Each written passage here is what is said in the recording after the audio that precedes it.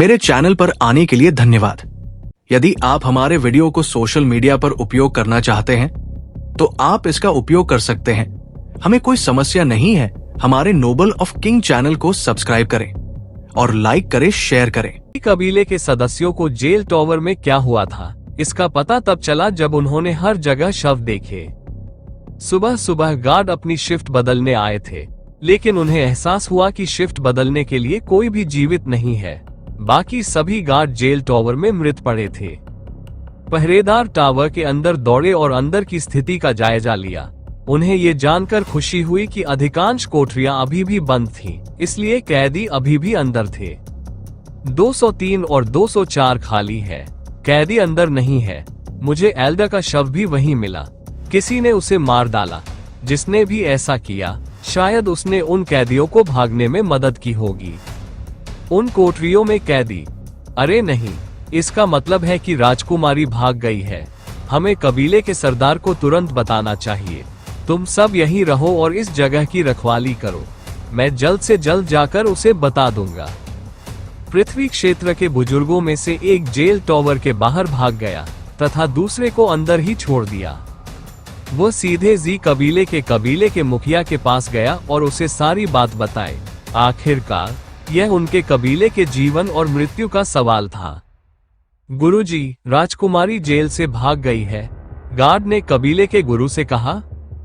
तुम क्या कह रहे हो? जब सुरक्षा इतनी कड़ी थी तो वह कैसे भाग सकती थी? क्या किसी ने हमें धोखा दिया? कबीले के सरदार ने अपने चेहरे पर स्पष्ट आश्चर्य के साथ पूछा।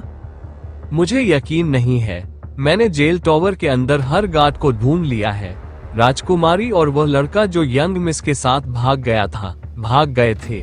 मुझे लगता है कि किसी ने रात में हमारे कबीले के अंदर घुसकर उन्हें भागने में मदद की, गार्ड ने जवाब दिया। तुम बेवकूफ हो, ये सब रात में हुआ और तुम्हें अभी पता चला। मेरे जी कबीले में ऐसे बेकार लोग कैसे हो सकते हैं? कबीले के मुखिया ने गुस्से में दहाड़ लगाए। उसने कबीले के बुजुर्गों को बुलाया और उन्हें भी सारी बातें बता दी। अगर लड़की रात में चली गई होती तो वो बहुत पहले ही महल पहुंच गई होती। राजा को भी इसके बारे में पता चल गया होगा। कबीला खतरे में है। सभी को अपना सामान तैयार करने के लिए कहो। हम यहाँ और नहीं रह सकते। हमें रॉयल क्वान के हमले की तैयारी करने से पहले भाग जाना चाहिए। हम उन्हें हमें मिटाने का मौका नहीं दे सकते। हमें ये जगह छोड़ देनी चाहिए। कबीले के मुखिया ने आदेश दिया। हम तैयारी शुरू कर देंगे। हम केवल आवश्यक चीजें ही ले जाएंगे। हमें 30 मिनट में निकलने के लिए तैयार हो जाना चाहिए, बुजुर्गों ने जवाब दिया। हाँ, ऐसा करो, कोई भी देरी माफ नहीं की जाएगी। मैं चाहता हूँ कि 30 मिनट के बाद सभी लोग जाने के लिए तैयार रहें। अभी जाओ, कबीले के सरदार ने बुजुर्गों से कहा। सभी लोग कक्ष से बाहर चले गए तथा कबीले का मुखिया अकेला रह गया। कोई लड़की को भागने में मदद करने आया था। ये किसने किया होगा? अगर यह शाही कबीला होता तो वे इतने चालाक नहीं होते। और कौन ऐसा कर सकता था? इसके अलावा वे उस कमीने जीशान को अपने साथ क्यों ले गए? क्या ऐसा हो सकता है कि वह व्यक्ति जीशान के लिए आया था और उसने राजकुमारी को वहां पाया? कबीले के मुखिया ने स्थिति के बारे में विलाप करते हुए बड़बड़ाया। अगर वो व्यक्ति जीशान के लिए आया था तो यह इंपीरियल अकादमी में उसका कोई दोस्त ही होगा। उन परेशान करने वाले बदमाशों ने मेरा सब कुछ बर्बाद कर दिया। मेरी बेटी उसकी वजह से मर गई और अब वह मेरे कबीले के विनाश का अपराधी हो सकता है। मुझे उस आदमी से नफरत है। अगर मैं उसे फिर कभी देखूंगा तो वह गाली दे रहा था, लेकिन तभी एक तलवार ने उसकी छाती पर वार किया और एक युवक उसके सामने प्रकट हुआ। तुम क्या? युवक ने मुस्कुराते हुए पूछा। उसने अपनी दूसरी तलवार भी कबीले के सरदार के अंदर घुसा दी। कौन हो तुम? कबीले के सरदार ने मुंह में खून भरकर खांसते हुए पूछा। मैं उस आदमी का दोस्त हूँ जिसे तुम कोस रही थी और जिसने ये सब किया, दक्ष ने गर्व से कहा। मुझे पता है कि मैंने जीशान से वादा किया था कि मैं इस मामले में खुद को और अधिक शामिल नहीं करूंगा, लेकिन मैं उस योजना के निर्माता को माफ नहीं कर सकता जिसने उसकी खुशी छीन ली। आप मौत के लायक हैं और केवल मौत, लेकिन यह उसके हाथ में होना चाहिए, उसने अपना हाथ हिलाते हुए कहा। उसके पास एक स्थानिक पोर्टल प्रकट हुआ। उस आदमी को उसकी गर्दन से पकड़ते हुए दक्ष ने पोर्टल के अंदर कदम रखा। वो जी कबीले के कुलपति के साथ जीशान के कमरे के अंदर पहुंचे। जीशान को दक्ष की योजना के बारे में कुछ भी पता नहीं था। वो खिड़की पर खड़ा होकर सड़कों पर लोगों को देख रहा था। जीशान, देखो तुमसे मिलने कौन आया है, दक्ष ने पुकारा। जीशान ने धीरे से पीछे मुड़कर देखा और देखा कि जी कबीले का स्वामी उसके सामने कमजोरी से घुटनों के बल बैठा हुआ था। हाँ कैसे? जीशान ने बड़बड़ाते हुए कहा। उसे विश्वास नहीं हो रहा था कि वह क्या देख रहा है। एक स्वर्गीय क्षेत्र साधक उसके सामने घुटनों के बल लेटा हुआ था। दक्ष कब से इतना शक्तिशाली हो गया? उस आदमी को घूरना बंद करो। वह पहले से ही अपनी आखिरी सांसें गिन रहा है। अगर तुम कुछ नहीं भी करो तो भी वो कुछ ही मिनटों में मर जाएगा। अपनी तलवार निकालो और उसे खुद ही मार डालो, इससे पहले कि वो खुद मर जाए, दक्ष ने जोर देकर कहा। उन्होंने आगे कहा, मत भूलो, वो तुम्हारी खुशियों का दुश्मन है। तुमने जो कुछ भी खोया है उसका वह निर्माता है। वह व्यक्ति है जिसने तुम्हारे प्यार को मार डाला, इस बात की परवाह किए बिना कि वो लड़की उसकी अपनी बेटी थी। उस जैसा कोई व्यक्ति जीने के लायक नहीं है और उसे मुझ पर हमला करने में असमर्थ बनाने के लिए मुझे उस पर गंभीर हमला करना पड़ा। उसके घाव गंभीर हैं और वह मर जाएगा, लेकिन केवल तुम ही उसे मारने के लायक हो। अपने हाथों से सम्मान करो। दक्ष सही था। जी कबीले का मालिक पीला दिख रहा था। उसकी सांसें कमजोर थीं। उसके हाथ पैर ठीक से नहीं चल रहे थे क्योंकि दक्ष ने उसे यहाँ लाने से पहले और भी ज्यादा घायल कर दिया था। जीशान ने उस आदमी के चेहरे की ओर देखा जिसने उससे सब कुछ छीन लिया था और उसने अपनी मुट्ठी भींच ली थी। वो उसकी ओर बढ़ा। क्या तुम्हें ऐसा करने के लिए तलवार चाहिए? दक्ष ने पूछा और उसने अपनी स्टोरेज रिंग से एक अर्थ ग्रेड तलवार निकाली। उसने अपनी यात्रा के दौरान कई लोगों को मार डाला था और कई खजाने लूटे थे। उसने डार्क सोल सेक्ट को भी लूटा था, जिससे उसे इस तरह के ढेर सारे खजाने मिले थे। उसने अपनी स्टोरेज रिंग से ऐसी ही एक तलवार निकाली थी। कोई जरूरत नहीं है, मेरे पास तलवार है, जीशान ने धीरे से कहा। उसने तलवार भी निकाल ली। यह एक तलवार थी जो उसने मुझे उपहार में दी थी, जीशान ने उदास होकर मुस्कुराते हुए कहा। उसकी मुस्कान देखने में दिल दहला देने वाली थी क्योंकि यह उसके दिल के अंदर के अपार दर्द को छिपाने में विफल रही। जीशान ने अपनी तलवार घुटनों पर बैठे आदमी की ओर तान दी। तुमने ही यह सब किया है। मैंने तुमसे विनती की थी कि तुम उसे मजबूर मत करो। मैंने तुमसे विनती की थी कि तुम हमें जीने दो, लेकिन तुमने हमें जीने नहीं दिया। तुमने उसे जीने नहीं दिया। हम दोनों को मार डाला। हाँ, मैंने क्या किया? ये सब तुम्हारा दोष है। तुमने अपनी मीठी बातों से मेरी बेटी को मूर्ख बनाया और उसे फंसाया। कौन नहीं जानता था कि यह सब हमारे गौरवशाली जी कबीले का हिस्सा बनने के लिए तुम्हारी एक चाल थी। तुमने मेरी बेटी को उसके साथ भागकर उसके अपने कबीले के साथ विश्वासघात करने पर मजबूर कर दिया। चाहे तुम मुझे कितना भी दोष दो, असली अपराधी तुम ही रहोगे। अगर तुम उसकी जिंदगी में नहीं आए होते तो मेरी बेटी जिंदा होती, जी कबीले के कुलपति ने जवाब दिया और सारा दोष जीशान पर मढ़ दिया। दक्ष इस बात से हैरान था कि यह आदमी कितना बेशर्म था। उसके अपने आदमियों ने उसके आदेश पर उसकी बेटी को मार डाला और वह किसी और को दोषी ठहरा रहा था। अगर यह जीशान का काम नहीं होता तो वह खुद ही उस आदमी को मार देता। तुम अभी भी नहीं समझे कि तुमने क्या किया। मैं उस आदमी से और क्या उम्मीद कर सकता हूँ जिसकी अपनी बेटी को उसके ही आदमियों ने मार डाला। हालांकि मुझे परवाह नहीं है। जाओ और उससे माफी मांगो, जीशान ने अपनी तलवार उठाते हुए कहा। मेरी बेटी को मेरे आदमियों ने मार डाला। तुम्हारा क्या मतलब है? तुमने मेरी बेटी को पीठ से छुरा घोंपा। झूठ बोलने की तुम्हारी हिम्मत कैसे हुई? आदमी ने गुस्से से कहा। मुझे यकीन नहीं हो रहा कि मेरी बेटी के हत्यारे ने मुझे मार डाला है। क्या? तुमने क्या कहा? जीशान ने असमंजस में पूछा और उसने अपना हमला रोक दिया। मैंने अपनी बेटी को नहीं मारा, तुमने उसे मारा है। मुझ पर आरोप लगाने की तुम्हारी हिम्मत कैसे हुई? कबीले के सरदार ने पूछा। चुप रहो। तुम्हें क्या लगता है कि तुम किससे झूठ बोल रहे हो? यहाँ कोई जूरी या जज नहीं है और मैं व्यक्तिगत रूप से वहां था। क्या तुम्हें लगता है कि तुम्हारा झूठ किसी को बेवकूफ बना सकता है? जी शान ने गुस्से में जवाब दिया और उसने उस आदमी का सिर काट दिया। कबीले का सरदार, जो जी कबीले का सबसे शक्तिशाली व्यक्ति था, उस व्यक्ति के हाथों तुरंत मर गया जिसे वह तुच्छ समझता था। दक्ष उस आदमी की बातों के बारे में काफी देर तक सोचता रहा। क्या आपको लगता है कि वह सच बोल रहा है? जिन लोगों ने उसकी बेटी को मार डाला, उन्होंने अपनी जान बचाने के लिए उससे झूठ बोला। ये संभव हो सकता है कि उसने वास्तव में इसका आदेश नहीं दिया हो और उसे इस घटना के बारे में बेवकूफ बनाया जा रहा हो।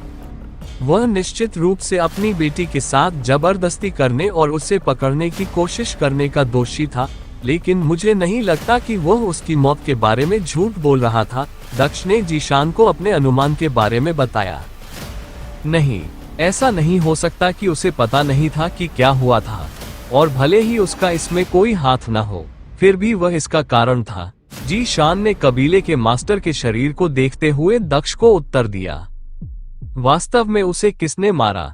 क्यों न हम उस व्यक्ति को मार डालें? दक्ष ने जीशान से पूछा। आगे बढ़ने से पहले तुम्हें समाधान की आवश्यकता है। चलो मैं तुम्हारी मदद करता हूँ। जीशान ने अपनी आंखें बंद की और जो कुछ हुआ था उसकी झलक देखी। ऐसा लग रहा था जैसे ये कल ही हुआ हो। वह अभी भी उस घटना के बारे में हर छोटी बड़ी बात देख सकता था। उसकी चीख और रोना अभी भी उसके दिमाग में ताजा था। मैं नहीं चाहती कि तुम इसमें शामिल हो। मुख्य अपराधी मैं अभी भी उसे खुद ही मार डालूंगी। मुझे उम्मीद नहीं थी कि तुम कबीले के मास्टर को भी यहाँ घसीट लाओगे। मैं इतना मजबूर बनने की योजना बना रही थी कि मैं अपने हाथों से अपना बदला ले सकूं और अपने सीने के अंदर जल रही बदले की आग को बुझा सकूं, जीशान ने दक्ष से कहा। मैं समझ सकता हूं कि तुम कैसा महसूस कर रही होगी, लेकिन तुम्हें ये समझना चाहिए। यदि आप हमारे वीडियो को सोशल मीडिया पर उपयोग करना चाहते हैं, तो आप इसका उपयोग कर सकते हैं। हमें कोई समस्या नहीं है। हमारे नोबल ऑफ किंग चैनल को सब्सक्राइब करें और लाइक करें, शेयर करें। कि तुम्हारे पास इतना समय नहीं है कि तुम प्रतीक्षा करो और खुद को मजबूत बनाने के लिए प्रशिक्षण लो। जब शाही कबीला जी कबीले पर हमला करेगा तो वे नष्ट हो जाएंगे। जिस व्यक्ति ने तुम्हारी लड़की को मारा है वह शायद मर जाएगा और दुर्लभ अवसर पर वह भाग जाएगा और तुम उसे ढूंढ नहीं पाओगी। ये तुम्हारे लिए एक आखिरी मौका होना चाहिए, दक्ष ने जीशान से कहा, ये समझते हुए कि अगर वह अपना बदला नहीं ले पाया तो जीशान पर इसका कितना बुरा असर होगा।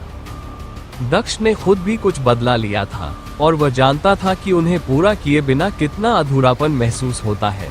ये बात जीशान के लिए खास तौर पर सच थी, जिसने अपने जीवन के प्यार को खो दिया था। लेकिन इससे आपकी जान खतरे में पड़ जाएगी। मैं ऐसा नहीं होने दे सकता, जीशान ने आह भरते हुए जवाब दिया। दक्ष ने जीशान की तरफ देखते हुए मुस्कुराया। आगे बढ़ते हुए उसने अपना हाथ उसके कंधे पर रख दिया। क्या खतरा? मैं अपना और तुम्हारा ख्याल रख सकता हूँ। अगर मुझे पता होता कि वह कैसा दिखता है तो मैं उसे खुद यहाँ ले आता, लेकिन मुझे नहीं पता, इसलिए तुम्हें मेरे साथ आना होगा। दुर्भाग्य से मैं आज फिर से पोर्टल का उपयोग नहीं कर सकता, इसलिए हमें मुख्य प्रवेश द्वार से जाना होगा, दक्ष ने कहा। मुख्य प्रवेश द्वार? नहीं, भूल जाओ, ये और भी खतरनाक होगा। हम ऐसा नहीं करेंगे, जीशान ने सिर हिलाते हुए मना कर दिया। मैंने तुमसे कहा था कि मैं कोई जोखिम नहीं लूंगा। अगर तुम नहीं चाहते तो हम अंदर नहीं घुसेंगे। हम बस बाहर खड़े रहेंगे और सुनिश्चित करेंगे कि तुम्हारी औरत को मारने वाला व्यक्ति भाग न पाए। अगर वह कोशिश करता है तो मैं उसे पकड़ सकता हूँ। अगर वह नहीं भागता है तो हम शाही कबीले की सेना के पीछे घुस सकते हैं जो जी कबीले को नष्ट करने के लिए आती है। मुझे यकीन है कि राजकुमारी भी वहाँ होगी। उसे हमें अंदर आने देना चाहिए क्योंकि हमने उसकी जान बचाई है। चिंता मत करो, सब कुछ मुझ पर छोड़ दो, कुछ भी बुरा नहीं होगा, दक्ष ने जोर दिया। अगर तुम ऐसा कहते हो, जीशान ने अपना सिर हिलाते हुए कहा। वह भी यही चाहता था। वह उन लोगों को भी मारना चाहता था जिन्होंने उसकी सबसे प्यारी लड़की को मार डाला था। जीशान के सहमत होने के बाद ये निर्णय लिया गया कि वे दोनों जी कबीले में वापस चले जाएंगे। दक्ष पड़ोसी कमरे में गया और जीशान के साथ जाने से पहले मिंगलैन को बताने का फैसला किया। तारानकन तारानकन तारानकन तारानकन। महाद्वीप के एक अन्य भाग में दो व्यक्ति एक तालाब के पास एक पेड़ के नीचे बैठे थे। उनमें से एक व्यक्ति तो बिल्कुल छोटा बच्चा लग रहा था। उसकी शक्ल देखकर कोई भी अंदाजा नहीं लगा सकता था कि वह कोई बच्चा नहीं बल्कि कोई वयस्क से भी कहीं ज्यादा उम्र का व्यक्ति है। युवा दिखने वाले उस व्यक्ति के गले में एक हार था जिस पर एक सुंदर सिक्का जैसा चिन्ह था। ये वही प्रशंसा चिन्ह था जिसका उपयोग दक्ष ने दिव्य स्वर्ग संप्रदाय में प्रवेश पाने के लिए किया था। ये वह खोया हुआ चिन्ह था जिसे वह लड़का हर जगह अपने साथ ले जाता था। उसके पास एक और व्यक्ति बैठा था जो संयोग से वही व्यक्ति था जिससे दक्ष इस महाद्वीप के लिए रवाना होने से पहले पोर्ट सिटी में दोस्त बन गया था। म्यू कबीले का युवा मास्टर। म्यू कबीले का उस महाद्वीप के सबसे शक्तिशाली धार्मिक संप्रदाय ट्रू दाओ संप्रदाय में प्रमुख स्थान था और म्यू फैन उस कबीले का युवा उत्तराधिकारी था जिसे पोर्ट सिटी में रहने की जिम्मेदारी दी गई थी। उस महाद्वीप में इतनी शक्तिशाली स्थिति होने के बावजूद वह फिर भी बिना कोई दूसरा प्रश्न पूछे अपने स्वामी के साथ चला गया। गुरुजी, कितनी देर? म्यू फैन ने अपने पास बैठे युवा लड़के से पूछा। तुम पहले से ही थक चुके हो, चलते रहो, जब तक मैं न कहूं तब तक मत रुकना, युवा लड़के ने उत्तर दिया और उसके चेहरे पर एक हल्की सी मुस्कान छा गई। वह अचानक भौचक्का हो गया। 1 मिनट रुको, मैं अभी आता हूँ। ऐसा लगता है कि कोई पुराना दोस्त मुझे बुला रहा है, युवा लड़के ने खड़े होते हुए कहा। उसने धीरे से हाथ हिलाया और गायब हो गया। वह एक अलग स्थान पर दिखाई दिया। वहां उन्होंने एक युवक को देखा जिसने एक टूटा हुआ मुखौटा पहना हुआ था जो उसके चेहरे का केवल आधा हिस्सा ही ढक रहा था। युवक के हाथ में एक पुरानी किताब भी थी। तुम हमेशा भाग्य की पुस्तक अपने साथ क्यों रखते हो? इसे कहीं सुरक्षित रख दो और जीवन का आनंद लो, युवा लड़के ने उस आदमी को देखते हुए हंसते हुए कहा। जिस दिन मैं अंततः मर जाऊंगा उसी दिन ये पुस्तक मुझसे अलग हो जाएगी। तब तक इस बोझ को उठाना मेरी जिम्मेदारी है, उस व्यक्ति ने पुस्तक को देखते हुए उत्तर दिया। तुम अभी भी उतनी ही बोरिंग हो। वैसे तुमने मुझे यहाँ क्यों बुलाया? छोटे लड़के ने आह भरते हुए पूछा। कुछ तो बदल गया है। मुझे ठीक से नहीं पता कि क्या हुआ है, लेकिन यह उस लड़के से संबंधित है। तुम उसके सबसे करीब हो, इसलिए मैं चाहता हूँ कि तुम ही इसे सुलझाओ, आदमी ने लड़के से कहा। क्या हल करना है? क्या हुआ? लड़के ने असमंजस में पूछा। वह समझ नहीं पाया कि वह आदमी क्या बात कर रहा था, लेकिन उस आदमी के लहजे से ऐसा लग रहा था कि कुछ गंभीर बात हुई थी। मुझे नहीं पता, नियति की पुस्तक में इस बारे में स्पष्ट नहीं है। अंधकार प्रकाश का दुरुपयोग कर रहा है। जो लोग एक साथ नहीं हो सकते थे वे एक साथ हैं। इस दुनिया में धोखा भरा हुआ है और अंत निकट है, आदमी ने अपनी आंखें बंद करते हुए कहा। क्या धोखा? अगर यह उस लड़के के बारे में है तो क्या इसका मतलब यह है कि कोई उससे बरगला रहा है या वह किसी को बरगला रहा है? मैंने उस पर ज्यादा ध्यान नहीं दिया था क्योंकि मैं किसी और काम में व्यस्त था, लेकिन ऐसा लगता है कि मुझे इसमें शामिल होना पड़ेगा, युवा लड़के ने आह भरते हुए कहा। जैसा कि मैंने कहा, मुझे पक्का नहीं पता, लेकिन जो कुछ भी हो रहा है वह उनकी किस्मत में नहीं है। तुम्हें जाकर यह सुनिश्चित करना चाहिए कि कुछ भी न बदले।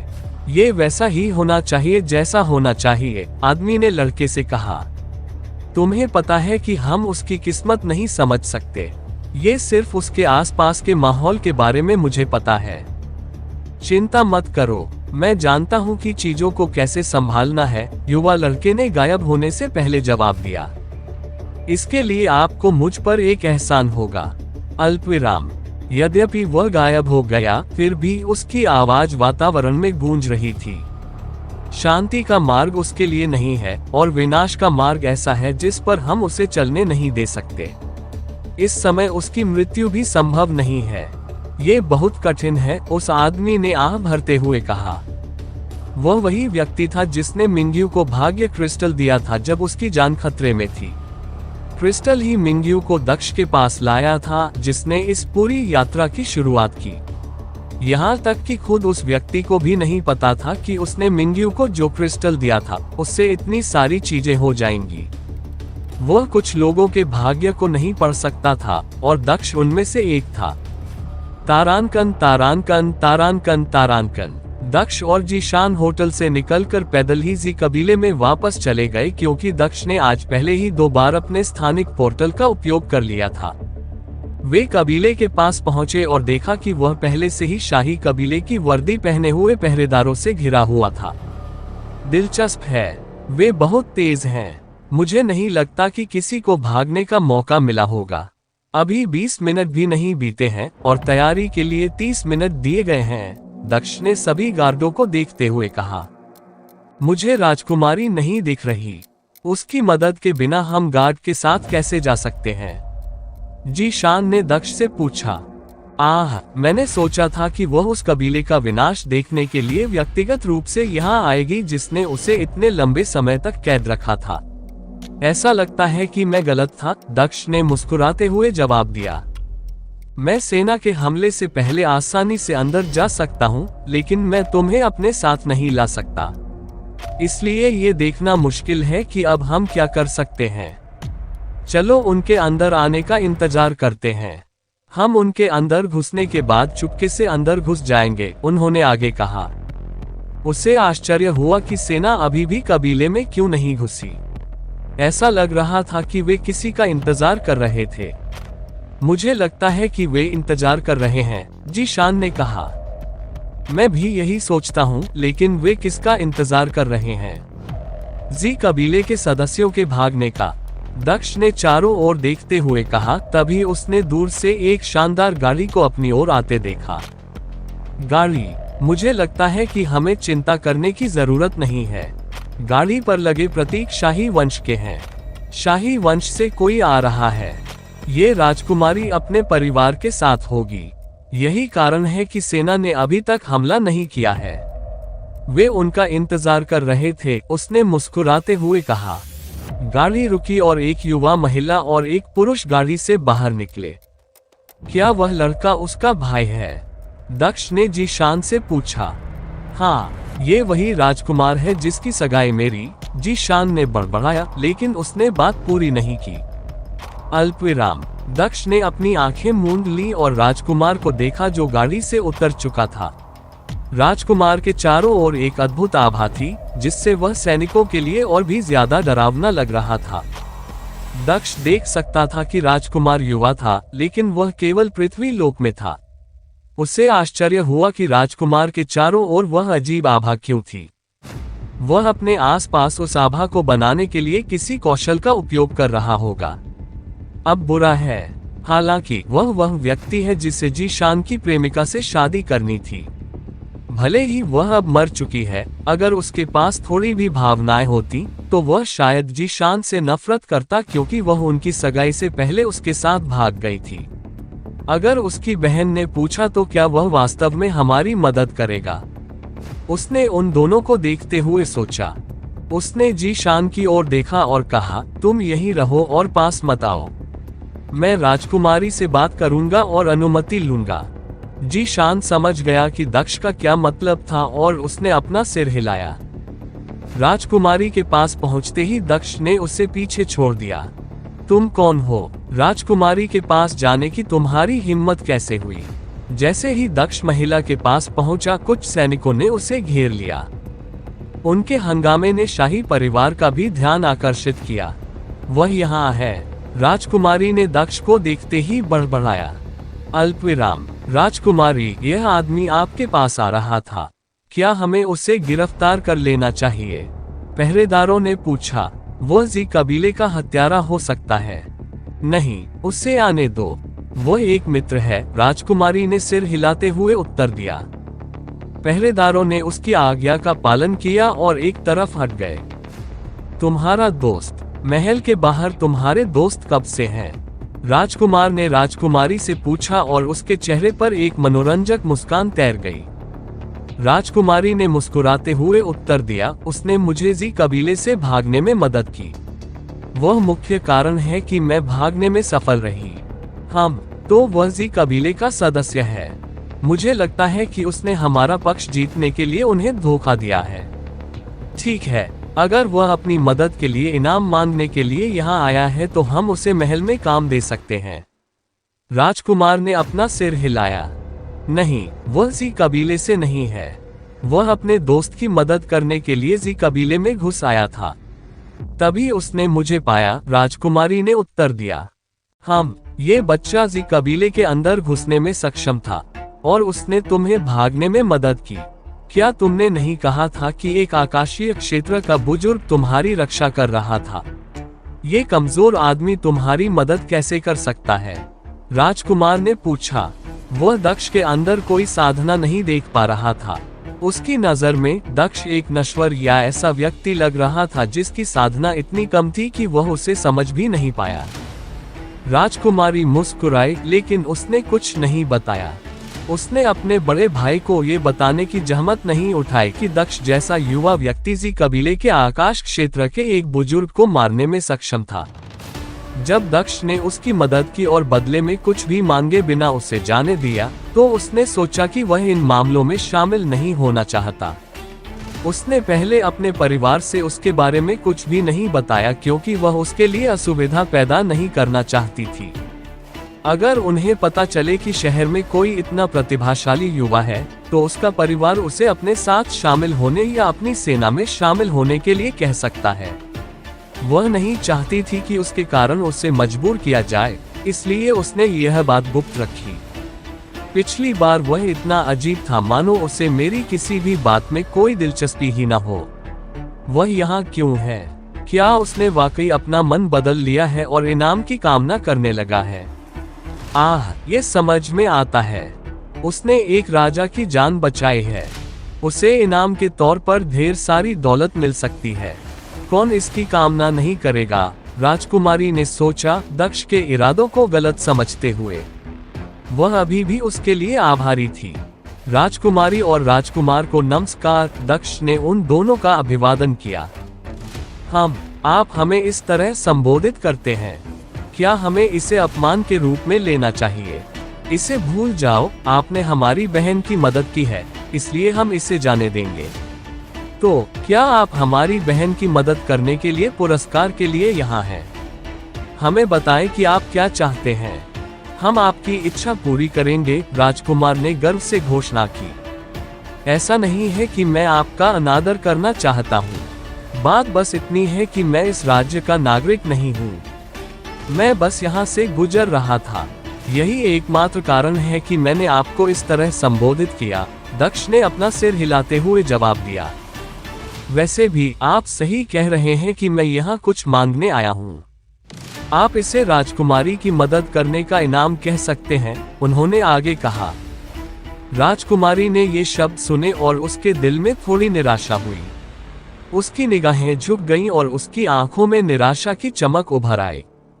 जब मैं उससे मिली थी और जब तक मैं वापस नहीं आई, मुझे लगा कि वह दूसरे पुरुषों से अलग है। मुझे लगा कि उसे मेरी स्थिति में कोई दिलचस्पी नहीं है और वह मुझे कैसे इस्तेमाल कर सकता है। मुझे लगा कि वह एक ऐसा व्यक्ति है जिसने बिना किसी इनाम की इच्छा के वास्तव में मेरी मदद की, हालांकि मैं गलत थी। वह अलग नहीं है, वह भी दूसरों की तरह ही है, भौतिक पुरस्कारों के पीछे, उसने सोचा। गहरी सांस लेने के बाद उसने अपना सिर उठाया। ये सही है, आपने हमारी जान बचाई है। इस राज्य की राजकुमारी के रूप में हम शाही परिवार के प्रति आपके योगदान को नहीं भूल सकते। हमें बताएं कि आप अपनी मदद के बदले में क्या चाहती हैं। क्या आप धन चाहती हैं, सोना, एक सुंदर महल और नौकर, महिलाएं, या आप सरकार में कोई पद चाहती हैं? हम आपको अपनी जान के बदले में जो भी मांगेंगी वह देंगे, उसने भावहीन स्वर में कहा। मेरे इतने बड़े सपने नहीं हैं। मुझे न तो सोना चाहिए, न ही सत्ता चाहिए। मुझे न तो नौकर चाहिए, न ही सरकार में कोई पद। मैं बस राजकुमार और राजकुमारी से अनुमति चाहता हूँ, दक्ष ने जवाब दिया। हमारी अनुमति? क्या वह, मुझे मत बताओ कि वह हमारी जान बचाने के बदले में हमसे शादी करना चाहता है। कितना नीच व्यक्ति है। मैंने वास्तव में उसका बहुत ज्यादा अनुमान लगा लिया था। दक्ष के शब्दों को सुनकर राजकुमारी के दिल में क्रोध भर गया। छोटे लड़के, सावधानी से बोलो। हमेशा पता होना चाहिए कि कंबल के अंदर कितनी टांगे फैलानी है। गलती मत करना और ठंड से मर जाना। राजकुमार ने दक्ष को चेतावनी दी। उसे भी अपनी बहन की तरह ही गलतफहमी थी। ये वाकई एक दिलचस्प सलाह है। हालांकि मैं पूरी तरह से समझता हूँ कि मुझे क्या चाहिए और क्या नहीं। मैं सिर्फ इतना चाहता हूँ कि जब आप जी कबीले पर हमला करेंगे तो मैं आप सभी के साथ अंदर जा सकूं। जी कबीले के अंदर एक दुश्मन है जिसने मेरे लिए किसी महत्वपूर्ण व्यक्ति को मार डाला है। मैं उसे मारना चाहता हूँ और मैं ऐसा करना चाहता हूँ। इसलिए मुझे आप सभी के साथ जाने की जरूरत है ताकि वह आपकी सेना द्वारा मारा न जाए। दक्ष ने उत्तर दिया। अल्पविराम, हाँ, तो तुम सिर्फ दुश्मन को मारने के लिए हमारे साथ जाना चाहते हो? क्या तुम सच में ऐसा कह रहे हो? तुम कुछ भी मांग सकते हो, धन या शक्ति, लेकिन तुम इस अवसर को बर्बाद कर रहे हो। दक्ष के अनुरोध को सुनकर राजकुमार ने आश्चर्य से कहा, मेरे लिए धन बेकार है क्योंकि मैं इस राज्य में रहने का इरादा नहीं रखता। जहां तक खजानों की बात है, मुझे उनका कोई लालच नहीं है। मेरे पास जो कुछ है मैं उससे संतुष्ट हूँ। और जहां तक शक्ति की बात है, मैं अपनी शक्ति की तलाश कर रहा हूँ। लेकिन जो शक्ति मैं चाहता हूँ वह ऐसी चीज नहीं है जो आप मुझे दे सकें। पद या कुछ साधना संसाधनों से मिलने वाली शक्ति मेरे लिए बेकार है। मेरी यात्रा बहुत लंबी है। दक्ष ने अपना सिर हिलाते हुए उत्तर दिया। अगर मेरा दोस्त यहाँ कैद न होता तो मैं इस राज्य में रुक भी नहीं पाता। इसलिए मैं चाहता हूँ कि तुम मेरी एक इच्छा पूरी करो। चलो हम बिना किसी बाधा के जेड कबीले के अंदर चले, उसने आगे कहा। दिलचस्प है, उस व्यक्ति को मारना तुम्हारे लिए वाकई बहुत महत्वपूर्ण होगा। अगर मैं असहमत हो जाऊं तो क्या होगा? जी कबीले ने मेरी बहन को पकड़ने और उसे कैद करने की हिम्मत की। हमें भी अपना बदला लेने के लिए उन सभी को मारने का उतना ही अधिकार है। हमें तुम्हारे लिए किसी को क्यों छोड़ना चाहिए? अगर हम असहमत हो जाएं तो क्या होगा? तुम क्या करोगी? राजकुमार ने पूछा और उसने अपनी आभा को कुछ हद तक छोड़ते हुए दक्ष पर दबाव बनाने की कोशिश की। अगर कोई नश्वर होता तो वह अब तक घुटनों के बल पर होता। यहाँ तक कि गोल्ड कोर रियल्म कल्टीवेटर भी अब तक तीव्र आभा के नीचे पसीने से तर हो गए होते, लेकिन दक्ष अलग था। वह जितना सहज हो सकता था उतना सहज दिख रहा था, मानो उसे आभा का एहसास ही न हो। राजकुमार को आश्चर्य हुआ। उसने सोचा था कि दक्ष के पास ज्यादा साधना नहीं है, लेकिन उसके लापरवाह रवैये ने उसे कुछ और ही सोचने पर मजबूर कर दिया। राजकुमार, मैंने आपसे अनुमति मांगी थी, इसलिए नहीं कि मैं आपकी अनुमति के बिना अंदर नहीं जा सकता था। ईमानदारी से कहूँ तो अगर मैं चाहूँ तो आसानी से अंदर और बाहर जा सकता हूँ और आप या आपके आदमी मुझे रोक नहीं पाएंगे। मैंने आपसे केवल इसलिए अनुमति मांगी क्योंकि आप शाही परिवार से हैं जो इस राज्य पर शासन करता है, और यहाँ आपसे जुड़ी कोई भी चीज करने से पहले पूछना अच्छा शिष्टाचार है। मैं सिर्फ आपकी भूमि में आपकी संप्रभुता पर कदम नहीं रखना चाहता। दक्ष ने बिना पीछे हटे उत्तर दिया। अल्पविराम, ईमानदारी से कहूँ तो अगर आप हाँ या ना कहें तो कुछ नहीं बदलेगा, क्योंकि नतीजा वही होगा। सिर्फ एक चीज जो अलग होगी वो ये कि आप मुझसे नफरत करने लगेंगे और शाही परिवार मेरे पीछे अपने आदमियों को भेजना शुरू कर देगा, जो इस राज्य की शक्ति के स्तर को देखते हुए बिल्कुल भी खतरनाक नहीं है। दूसरी बात, एक राजकुमार के तौर पर आप अपनी सारी प्रतिष्ठा खो देंगे क्योंकि आपने मेरी इच्छा पूरी करने का वादा किया था, लेकिन आप इतनी आसान इच्छा भी पूरी नहीं कर सके। मैं फैसला आप पर छोड़ता हूँ, उन्होंने आगे कहा। बात करते समय उसने अपनी आभा छोड़ी, लेकिन इतना ही नहीं, उसने स्वर्ग का कफन भी इस्तेमाल किया, जो उसने लंबे समय से नहीं किया था। यह एक ऐसा कौशल था जो उसकी साधना को नकली बना सकता था और दूसरे व्यक्ति को ऐसी साधना दिखा सकता था जो उसकी वास्तविक साधना से एक प्रमुख क्षेत्र ऊपर थी। एक स्वर्ग क्षेत्र साधक, तुम सच में अपनी ताकत छिपाते हो, है ना? इतना कम उम्र का व्यक्ति स्वर्ग क्षेत्र साधक कैसे हो सकता है? मैं समझ गया। तुम जरूर एक बुरे राक्षस हो जो जवान दिखने के लिए कुछ मार्शल स्किल का इस्तेमाल कर रहे हो। हाँ, कोई आश्चर्य नहीं कि तुम इतने घमंडी हो। तुम्हें ऐसा होने का अधिकार है, राजकुमार ने उससे मिले आश्चर्य के बाद कहा। हमारे राज्य में भी स्वर्ग क्षेत्र साधक है, इसलिए मुझे मत सोचना कि मैं सिर्फ उससे ही डर जाऊंगा। मैं तुम्हें डरा नहीं रहा हूँ, मैं बस तुम्हें सचमुच बता रहा हूँ। मैं अंतिम निर्णय तुम पर छोड़ता हूँ, दक्ष ने जवाब दिया। स्वर्ग लोक साधक, उसने वास्तव में कुछ भी नहीं चाहा था। उसके पास इतनी उच्च साधना है, वह आसानी से किसी भी राज्य में उच्च पद प्राप्त कर सकता है। उसे मेरी मदद करने या मुझे धोखा देने की आवश्यकता नहीं होगी। इसलिए वह वास्तव में एक ऐसा व्यक्ति था जिसने बदले में कुछ भी इच्छा किए बिना केवल मदद करने के लिए अपनी इच्छा से मेरी मदद की। मुझे बहुत शर्म आ रही है कि मैंने उसे गलत समझा, राजकुमारी ने सोचा और उसने चौंककर दक्ष को देखा। क्या वह वास्तव में एक बूढ़ा राक्षस है? एक मिनट रुको, जीशान उससे इतनी सहजता से बात कर रहा था जैसे कि वे एक ही उम्र के हों और जीशान वास्तव में छोटा है। हमने उसे रॉयल ट्रेनी प्रोग्राम में शामिल होने की अनुमति देने से पहले उसकी हड्डियों की जांच की थी। अगर ये दोनों दोस्त हैं, तो उनकी उम्र में इतना अंतर नहीं हो सकता। क्या ऐसा हो सकता है कि वह वास्तव में युवा है और कोई चाल नहीं चल रहा है? इतना युवा स्वर्ग क्षेत्र साधक, वह एक प्रतिभाशाली व्यक्ति है। वह उच्च राज्यों से कोई प्रतिभाशाली व्यक्ति होना चाहिए। कोई आश्चर्य नहीं कि वह कुछ नहीं चाहता। हम जो चीजें दे सकते हैं वे उसके लिए कुछ भी नहीं होनी चाहिए। राजकुमारी के विचार दक्ष पर ही टिके रहे, वह उसके रहस्यों को समझने की कोशिश कर रही थी। अल्पविराम, तो आपने क्या निर्णय लिया? क्या हम शामिल हो सकते हैं या नहीं? दक्ष ने पूछा। हम, आपके साथ और कौन आ रहा है? राजकुमार ने पूछा। बस मेरा दोस्त जो यहाँ फंस गया था। मुझे यकीन है कि आप समझ सकते हैं कि वह भी हमारे साथ क्यों आना चाहता है, दक्ष ने उत्तर दिया, बिना ये बताए कि वह जीशान था।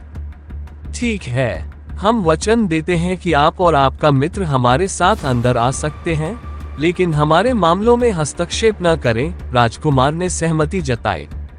उसने दक्ष से बात करना बंद कर दिया और अपना ध्यान अपनी सेना पर केंद्रित कर लिया। पुरुषों, आज हम यहाँ गद्दारजी कबीले का सफाया करने के लिए आए हैं, जिसने शाही परिवार के खिलाफ काम करने की हिम्मत की। यदि आप हमारे वीडियो को सोशल मीडिया पर उपयोग करना चाहते हैं, तो आप इसका उपयोग कर सकते हैं। हमें कोई समस्या नहीं है। हमारे नोबल ऑफ किंग चैनल को सब्सक्राइब करें और लाइक करें, शेयर करें। गिरफ्तारी नहीं होगी। जो भी तुम्हें दिखे उसे मार डालो। इससे कोई फर्क नहीं पड़ता कि वे महिलाएं हैं या पुरुष। जी कबीले का कोई भी व्यक्ति यहाँ से जिंदा नहीं जाएगा, राजकुमार ने आदेश दिया। जब राजकुमार सेना की कमान संभाल रहा था, राजकुमारी दक्ष के पास आए और उससे पूछा, वास्तव में आपकी उम्र कितनी है? मेरी उम्र, मैंने बहुत पहले ही गिनना बंद कर दिया था, दक्ष ने आह भरते हुए जवाब दिया। विभिन्न ब्लडलाइन मंदिर परीक्षणों में भाग लेने के कारण मुझे समय का बोध ठीक से नहीं हो पाता, उसने सोचा। उसने बहुत पहले ही गिनती करना बंद कर दिया था, तो वह सचमुच बूढ़ा आदमी है। राजकुमारी ने उसके शब्दों से अनुमान लगाया। अगर मैं आपको अनुमान लगाऊं तो मैं इस समय 20 साल का हूं, दक्ष ने राजकुमारी को आश्चर्यचकित करते हुए उत्तर दिया। क्या बकवास है, वह इतना छोटा है। वह कहता है कि वह 20 साल का है, फिर भी उसने गिनती करना बंद कर दिया। यार, तुम ये क्यों नहीं कहते कि तुम 2 साल की उम्र में ही संत बन गए? राजकुमारी ने सोचा और वह व्यंग्यपूर्वक मुस्कुराए, लेकिन उसने उसकी बातों पर विश्वास कर लिया। अल्पविराम, राजकुमारी यह जानकर दंग रह गई कि दक्ष इतना छोटा था। अगर वह वाकई उतना ही बूढ़ा था जितना उसने खुद को बताया था, तो वह सबसे कम उम्र का स्वर्ग लोक साधक था जिससे वह कभी मिली थी। उसने जितने भी स्वर्ग लोक साधक देखे, उनमें से ज्यादातर ऐसे थे जो स्वर्ग लोक में प्रवेश करने से पहले 100 साल से ज्यादा की उम्र तक जीवित रहे, लेकिन दक्ष ने ये सब सिर्फ 20 साल की उम्र में हासिल कर लिया। क्या तुम सच कह रहे हो? उसने बस यकीन करने के लिए पूछा। मैं तुमसे झूठ क्यों बोलूंगा? ऐसा नहीं है कि मुझे तुम्हें प्रभावित करने की जरूरत है या कुछ और। इसके अलावा ये बहुत खास भी नहीं है। मुझे यकीन है कि स्वर्ग लोक के साधक मुझसे बहुत छोटे होंगे। यह इतना खास नहीं है कि मैं झूठ बोलूं, दक्ष ने सहजता से उत्तर दिया। उसने इस तथ्य को आसानी से छिपाया कि वह वास्तव में स्वर्ग क्षेत्र का साधक नहीं था और राजकुमार को और अधिक डराने के लिए झूठ बोलने का फैसला किया। स्वर्ग क्षेत्र के साधकों का अधिक सम्मान और आदर किया जाता था, और एक स्वर्ग क्षेत्र के साधक के रूप में जो इतना छोटा था, कोई भी उसे अपना दुश्मन बनाने की हिम्मत नहीं करेगा, खासकर जब से उसने केवल उनके साथ जाने का अनुरोध किया था। ये सच है, राजकुमारी ने सिर हिलाते हुए कहा। मैं तुमसे ये पूछना भूल गई कि तुमने मुझे पिछली बार कब बचाया था। तुम्हारा नाम क्या है और तुम कहाँ से हो? उसने पूछा। मैं दक्ष हूँ। जहाँ तक मेरी उत्पत्ति का सवाल है, इसे रहस्य ही रहने दो। मैं अपने निजी जीवन को उजागर नहीं करना चाहता और न ही अपने प्रभाव का इस्तेमाल करना चाहता हूँ। मैं बस एक साधक हूँ जो संयोग से यहाँ आया और उसे अपने एक दोस्त के बारे में पता चला जो यहाँ फंसा हुआ था। चलो इसे यही रहने देते हैं, दक्ष ने उत्तर दिया, जिससे उसकी पृष्ठभूमि लड़की के लिए और भी रहस्यमय हो गई। उसने जो शब्द इस्तेमाल किए थे वे विशेष रूप से इस प्रकार गढ़े गए थे जिससे लड़की को विश्वास हो जाए कि वह किसी शक्तिशाली परिवार से है। ठीक है, मैं तुम्हें कुछ भी बताने के लिए मजबूर नहीं करना चाहती। मुझे पहले से ही खुशी है कि तुमने मुझे अपना नाम बताया, लेकिन क्या तुम मुझसे मेरा नाम नहीं पूछोगे? राजकुमारी ने दक्ष से पूछा। इससे मुझे क्या मदद मिलेगी? दक्ष ने लड़की से पूछा। मुझे बस इतना जानना है कि तुम इस राज्य की राजकुमारी हो। आज काम पूरा होने के बाद मैं चला जाऊंगा और हम फिर कभी नहीं मिलेंगे। आह, तुम बहुत बोरिंग हो। क्या तुम जीवन का थोड़ा आनंद नहीं ले सकते? तुम्हारी एक पत्नी है, लेकिन इसका मतलब यह नहीं है कि तुम दूसरी लड़कियों से ठीक से बात नहीं कर सकते। राजकुमारी ने व्यंग्यात्मक ढंग से मुस्कुराते हुए पूछा। दक्ष ने उसे कोई जवाब नहीं दिया और केवल जी कबीले की ओर देखता रहा। मुझे ये देखकर आश्चर्य हो रहा है कि इस दुनिया में तुम्हारे जैसे वफादार लोग अभी भी मौजूद हैं। अधिकांश शक्तिशाली लोगों की एक से अधिक पत्नियां होती हैं। अगर नहीं भी होती तो भी वे हर लड़की के साथ फ्लर्ट करते हैं। दूसरी ओर तुम बहुत अलग हो। दूसरी लड़की से शादी करना तो दूर, तुम अपनी पत्नी के अलावा दूसरी लड़कियों से ठीक से बात भी नहीं करते। तुम वाकई वफादार हो। राजकुमारी ने दक्ष की प्रशंसा की। खांसी। उसकी बातें सुनकर दक्ष जोर जोर से खांसने लगा। आखिर वह किस बारे में बात कर रही थी? वफादारी? सिर्फ एक औरत? कौन उसे बताएगा कि उसकी एक से ज्यादा पत्नियां हैं? इतनी जल्दी नई पत्नियां लाने की वजह से वह अपनी पत्नियों द्वारा मारे जाने के करीब था। क्या तुम ठीक हो? राजकुमारी ने उसे खांसते हुए देखकर उसकी पीठ सहलाना शुरू कर दिया। मैं ठीक हूँ, कोई बात नहीं। वैसे भी मुझे एक सवाल पूछना था, दक्ष ने पूछा। जरूर, तुमने मेरी बहुत मदद की। तुम कुछ भी पूछ सकती हो, मैं तुम्हें जवाब देने की पूरी कोशिश करूंगी। राजकुमारी ने दक्ष की बात सुनते ही जवाब दिया। क्या तुम्हें पता है कि मेरा दोस्त कौन है जो अंदर फंसा हुआ है? दक्ष ने पूछा। वह जानना चाहता था कि क्या वह जानती है कि जीशान ही वह व्यक्ति है जो राजकुमार की भावी मंगेतर के साथ भाग गई थी।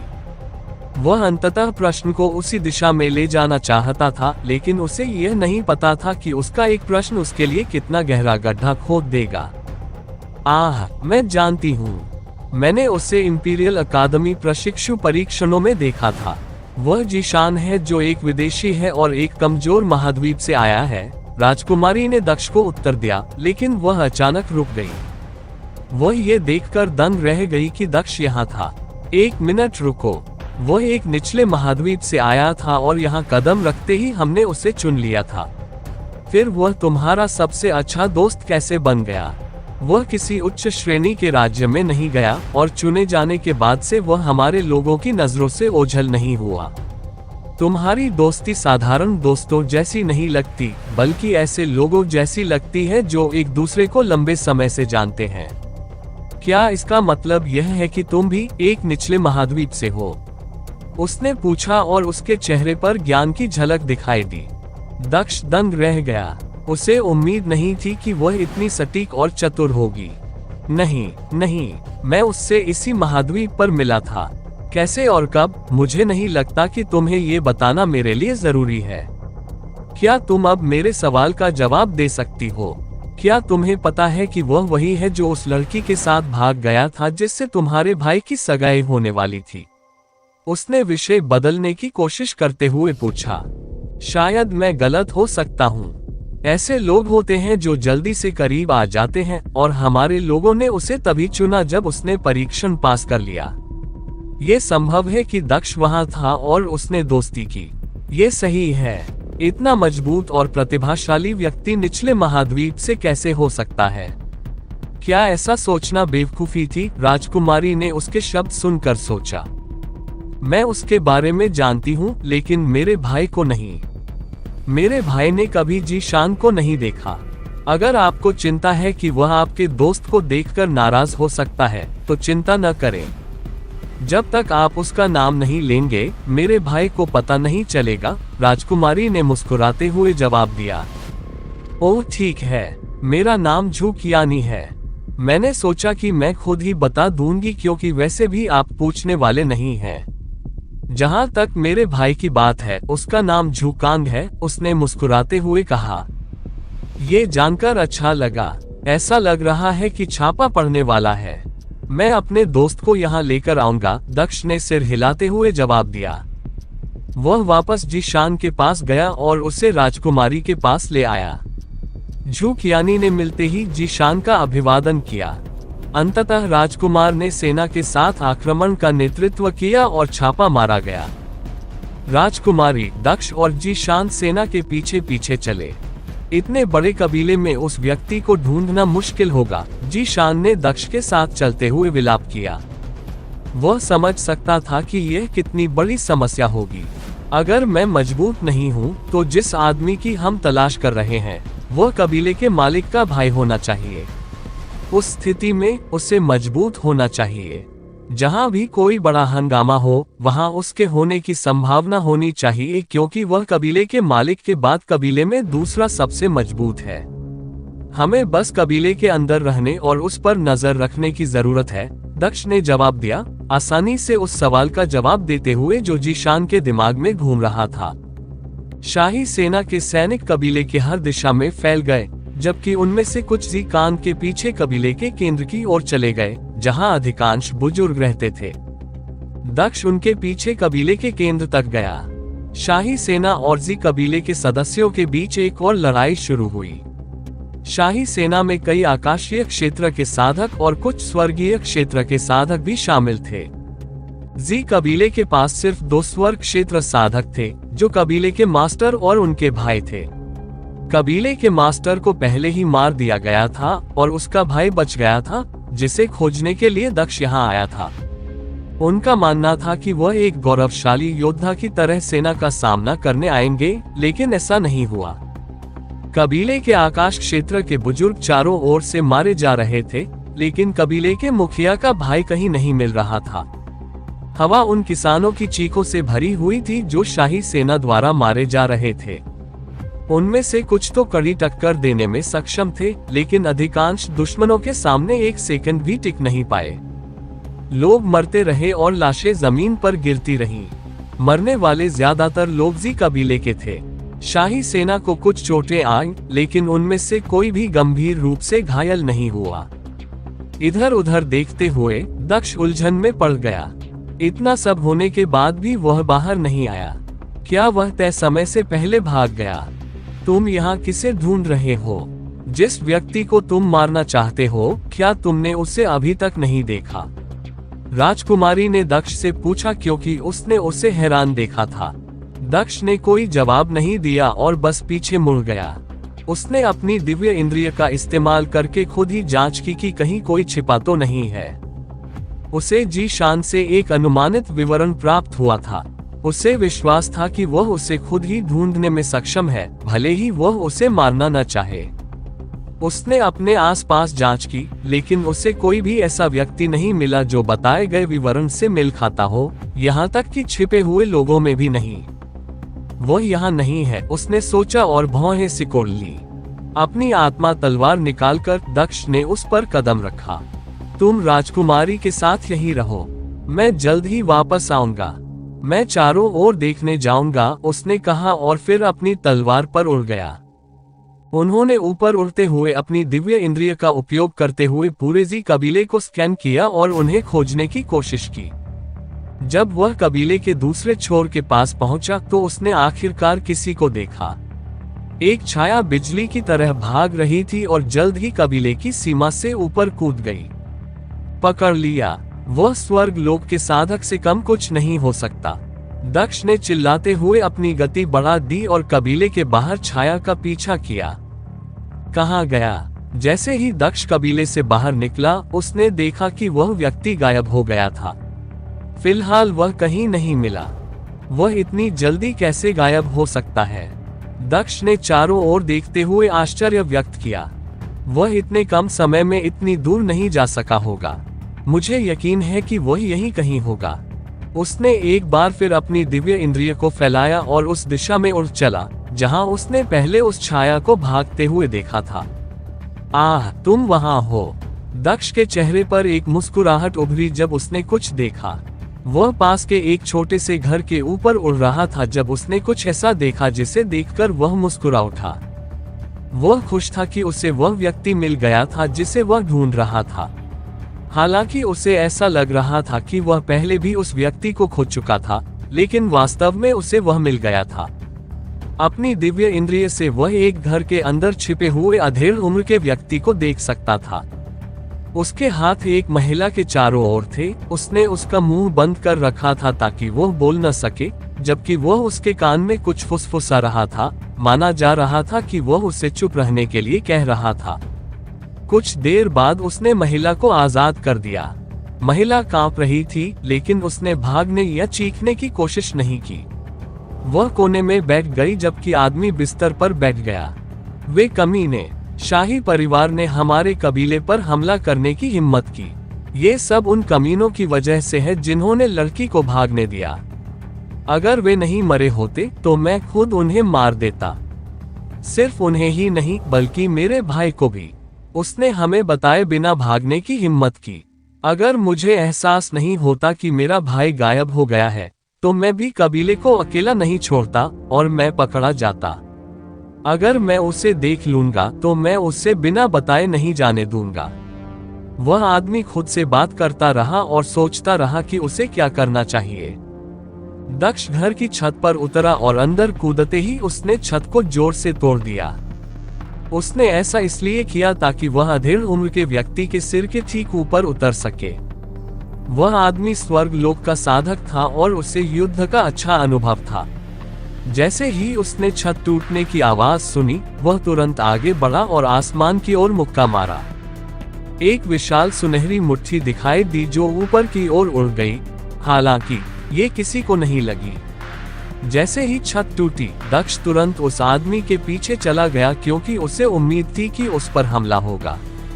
जबकि वह व्यक्ति उस हमले पर ध्यान केंद्रित कर रहा था जिसके बारे में उसे उम्मीद थी कि वह आसमान से आएगा, लेकिन हमला पीछे से हुआ। हाँ, वह आदमी मुस्कुराया क्योंकि उसे अपने पीछे से खतरे का एहसास हुआ। हालांकि वह बच नहीं सका, लेकिन वह चिंतित नहीं दिख रहा था। मैंने गोल्डन क्राउन बीस्ट कवच पहना हुआ है। ये पीक अर्थ रियल्म कवच है। इसे तब तक नहीं तोड़ा जा सकता जब तक कि राजा खुद अपने खजाने से हमला न कर दे, आदमी ने बिना डरे सोचा।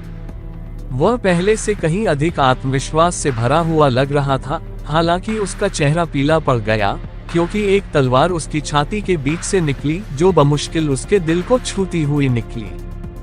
क्या वह आदमी इतना स्तब्ध था कि वह कुछ सेकंड तक प्रतिक्रिया भी नहीं कर सका, लेकिन दक्ष के लिए उसकी भुजाएं काटने के लिए यह पर्याप्त समय था। मुझे ये हत्या की चाल पसंद है।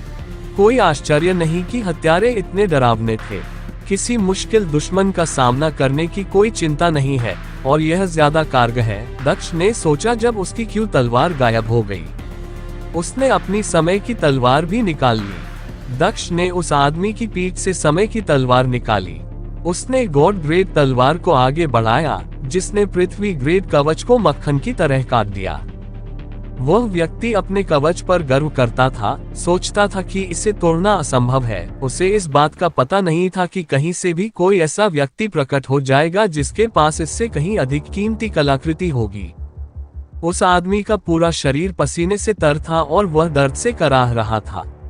उसकी चीख ने कोने में बैठी महिला को और भी डरा दिया। हालांकि उसने कोई आवाज नहीं निकाली। वह दक्ष का ध्यान आकर्षित नहीं करना चाहती थी और इस प्रक्रिया में मर जाना चाहती थी। ये सुनिश्चित करने के लिए कि उसके मुंह से कोई आवाज न निकले, उसने अपने मुंह को हाथ से ढक लिया और आगे क्या हुआ ये देखती रही। उसने देखा कि काली जंग लगी तलवार गायब हो गई, जबकि एक और हल्की तलवार उड़ती हुई दक्ष के पैरों के पास आकर गिरी। दक्ष ने उस आदमी की गर्दन पकड़ ली और उसने अपनी आत्मा की तलवार पर पैर रख दिया। वो खुद को कोने में खड़ी महिला की ओर देखने से रोक नहीं सका, जिससे वो और भी डर गई। चलो, मैं इतना भी डरावना नहीं हूँ, दक्ष ने अपना सिर हिलाते हुए शिकायत की। आत्मा की तलवार हवा में उठने लगी और दक्ष को अपने साथ ले गई। उन दोनों के चले जाने के बाद महिला अंततः कांपते पैरों के साथ खड़ी हुई और दरवाजे की ओर चली गई। दरवाजा खोलकर वह भीड़ में शामिल होने के लिए बाहर निकली ताकि वो सुरक्षित महसूस कर सके। दक्ष उस आदमी को अपने साथ जी कबीले में वापस ले गया। वो कंक्रीट के फुटपाथ पर उतरा जहां जी शान खड़ा था और उसने उस आदमी को अपने पैरों पर फेंक दिया। ये तुम्हारा अपराधी है, तुम अपना मजा ले सकते हो, दक्ष ने मुस्कुराते हुए कहा। राजकुमार और राजकुमारी दोनों ने जीशान के पैरों पर बैठे आदमी को देखा। उन दोनों ने उस व्यक्ति को पहचान लिया। जहां राजकुमारी हैरान दिखी, वहीं राजकुमार निराश दिख रहा था। राजकुमार दक्ष के करीब गया और उसने झुंझलाहट भरे अंदाज में कहा, तो तुमने उसे ढूंढ लिया। मैं सोच रहा था कि वह कहां भाग गया। कबीले के मुखिया का क्या हुआ? क्या वे दोनों साथ नहीं थे या तुमने उसे खो दिया? अगर तुम्हें पता था कि वे कहाँ हैं, तो तुम्हें मुझे बताना चाहिए था। हमने उसे तुम्हारी वजह से खो दिया। दक्ष ने आंखें मूंद ली और राजकुमार को देखा। राजकुमार के चेहरे पर गुस्सा देखकर उसे लगा कि वो उस आदमी को थप्पड़ मारकर उसे मार देगा, लेकिन उसने खुद पर काबू पा लिया। उसने एक कदम आगे बढ़ाया ताकि वे दोनों एक दूसरे के सामने हो और उनके बीच केवल थोड़ी सी दूरी हो। राजकुमार कांग, ऐसा लगता है कि आप गलतफहमी में जी रहे हैं। मैं आपके लिए काम नहीं करता, इसलिए मुझे आपको कुछ भी बताने की जरूरत नहीं है। जहां तक मैं किसे पकड़ता हूं और किसे नहीं, जब आप इन लोगों को भागने देते हैं तो ये भी आपकी चिंता का विषय नहीं है। आप भाग्यशाली हैं कि मैं वहां था, अन्यथा आप इस आदमी को अनंत काल तक नहीं। यदि आप हमारे वीडियो को सोशल मीडिया पर उपयोग करना चाहते हैं तो आप इसका उपयोग कर सकते हैं। हमें कोई समस्या नहीं है। हमारे नोबल ऑफ किंग चैनल को सब्सक्राइब करें और लाइक करें, शेयर करें। नहीं पा सकते थे, इसलिए खुश रहें और मेरे सामने दिखावा न करें। दक्ष ने राजकुमार को चेतावनी दी क्योंकि उसकी सुनहरी आंखें उसे ऐसे देख रही थीं जैसे वे राजकुमार की आत्मा के अंदर गहराई से देख पा रही हो। तुम ठीक है, तुमने उनमें से कम एक को पकड़कर अच्छा किया। गार्ड, इस आदमी को ले लो, हम इसे पिताजी के सामने पेश करेंगे। वह इस आदमी को मेरी बहन को चोट पहुंचाने की कोशिश करने के लिए खुद सजा देंगे। राजकुमार ने अपने गार्ड को आदेश दिया और खुद और दक्ष के बीच कुछ दूरी बनाने के लिए पीछे हट गया। गार्ड जी कबीले के बुजुर्ग को पकड़ने के लिए उसकी ओर बढ़े। हालांकि इससे पहले कि वे करीब पहुंच पाते, एक तलवार उड़ती हुई आई और जीशान और जी कबीले के बुजुर्ग के चारों ओर चक्कर लगाने लगी, जैसे कि उनके चारों ओर एक सीमा बना रही हो। अगर कोई भी आपके करीब आने की परवाह करता है, तो जब आपका सिर जमीन पर गिर जाएगा तो मुझे दोष मत देना, दक्ष ने आगे बढ़ते हुए भारी चेतावनी दी। तुम क्या कर रहे हो? क्या तुम सचमुच हमारे खिलाफ जा रहे हो क्योंकि तुम एक स्वर्ग लोक साधक हो? क्या तुम सोचते हो कि हम तुम्हारा कुछ नहीं कर सकते? राजकुमार गुस्से में दहाड़ा। मैंने तुमसे कहा था कि मैं एक आदमी को मारने आया हूँ। यह वही आदमी है जिसे हमें मारना है, इसीलिए मैंने उसे पकड़ा है। उसका जीवन हमारा है और किसी और का नहीं, दक्ष ने जवाब दिया। दक्ष ने जीशान की ओर देखा, जिसने उसकी ओर ऐसे देखा जैसे उसे दक्ष की सुरक्षा की चिंता हो। दक्ष के चेहरे पर मुस्कान आ गई। किसी बात की चिंता मत करो, मुझे पता है कि उसने तुमसे कितना कुछ छीन लिया है। तुम उसे मारने में अपना समय ले सकते हो, कोई भी तुम दोनों को परेशान नहीं करेगा। मुझे सच में नहीं पता कि तुम पागल हो या सिर्फ नाटक कर रहे हो। जब तुमने कहा कि तुम किसी व्यक्ति को मारना चाहते हो, तो मैं सिर्फ इसलिए सहमत हुआ क्योंकि मुझे लगा कि वह कोई सामान्य गार्ड होगा, लेकिन मैं तुम्हें मुख्य अपराधी को मारने नहीं दे सकता। ये पिताजी का आदेश है कि हमें जी कबीले के कबीले मास्टर और उसके भाई को उसके पास लाना होगा। कबीले मास्टर तुम्हारी वजह से बच गए, लेकिन मैं इसे जाने दे सकता हूँ। राजकुमार ने दक्ष को डांटा। वो जितना ज्यादा बोलता गया, उसकी आवाज उतनी ही ऊंची होती गई। जहां तक इस आदमी की बात है, मुझे इसे अपने साथ ले जाना होगा। मुझे परवाह नहीं है कि तुम क्या कहते हो, मुझे परवाह नहीं है कि तुम कितने प्रतिभाशाली हो। तुम सोचते हो कि तुम कुछ भी कर सकते हो क्योंकि तुम एक स्वर्गीय क्षेत्र साधक हो। ये राज्य मेरा क्षेत्र है और मैं तुम्हें किसी भी क्षण मरवा सकता हूँ, इसलिए एक अच्छे लड़के की तरह पीछे हट जाओ। मैं आमना सामना नहीं चाहता था, लेकिन मैं पीछे भी नहीं हट सकता। क्या मैं ऐसा कर सकता हूँ? ये कुछ ऐसा है जो उसे दिल की शांति पाने के लिए करने की जरूरत है, दक्ष ने मुस्कुराते हुए सोचा। ऐसा लगता है कि आज एक राजा की मृत्यु हो जाएगी, दक्ष ने जवाब दिया और उसने अपनी जेब से जंग लगी काली भारी तलवार निकाली। हा, तुम उस घटिया तलवार का इस्तेमाल करते हो और इस तरह दिखावा करते हो। मैं उस घटिया तलवार से कोई आभा महसूस नहीं कर सकता। एक स्वर्गीय क्षेत्र साधक होने के बावजूद तुम एक अच्छी कलाकृति भी नहीं खरीद सकते, फिर तुम में कुछ खास नहीं होना चाहिए, राजकुमार ने हंसते हुए कहा जब उसने पहली बार समय की तलवार देखी, यह नहीं जानते हुए कि जिस हथियार पर वह हंस रहा था वो कुछ ऐसा था जिसके लिए स्वर्गीय राजा भी लालायत थे। ओहो, फिर यह कैसा रहेगा? दक्ष ने चेहरे पर एक मनोरंजक मुस्कान के साथ जवाब दिया और उसने अपनी राजा की तलवार निकाली, जिसे उसने अपने बाएं हाथ में पकड़ रखा था। वह घटिया तलवार से बेहतर है, लेकिन फिर भी ऐसी चीज नहीं जो एक अच्छे स्वर्गीय क्षेत्र साधक के पास हो। मैं बिना किसी कारण के चिंता कर रहा था। दोस्तों, इस आदमी को भी पकड़ लो, वह राज्य का दुश्मन है, राजकुमार ने अपने लोगों को आदेश दिया। अल्पविराम। आदेश मिलते ही स्वर्गीय क्षेत्र के योद्धा दक्ष की ओर उड़ चले। मुझे लगता है कि ऐसा ही होना चाहिए। जीशान, लड़ाई को नजरअंदाज करो, उस आदमी पर ध्यान दो, दक्ष ने जीशान की ओर देखते हुए कहा, जो अभी भी हिलना शुरू नहीं हुआ था। जल्दी करो, नहीं तो वो तुम्हारे कुछ किए बिना ही मर जाएगा। वो पहले ही मुझसे घायल हो चुका है। रुको भाई, उसने मेरी जान बचाई, तुम उसके साथ ऐसा व्यवहार नहीं कर सकते। राजकुमारी योद्धाओं और दक्ष के बीच में कूद पड़ी और उन्हें रोकने की कोशिश की। योद्धाओं ने हमला करना बंद कर दिया और राजकुमार की ओर देखने लगे, ये सोचते हुए कि अब उन्हें क्या करना चाहिए। छोटी बहन, तुम इन लोगों को नहीं जानती, तुम्हें इस्तेमाल करने के पीछे उनकी कोई विश्वासघाती चाल होगी। देखा, वह हमारे परिवार का भी विरोध करता है और तुम उसके साथ खड़ी हो। उसकी चाल लगभग सफल हो चुकी है, तुम उसकी चाल में नहीं फंस सकती, राजकुमार ने राजकुमारी की ओर चलते हुए उत्तर दिया।